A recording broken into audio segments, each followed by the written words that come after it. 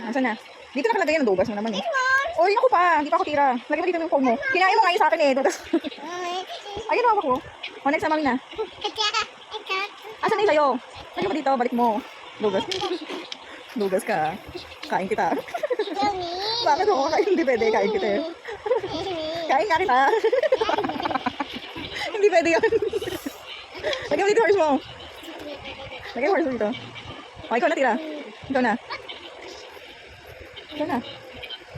Hindi pa pwede. Eto, pwede mo to move. Move mo to.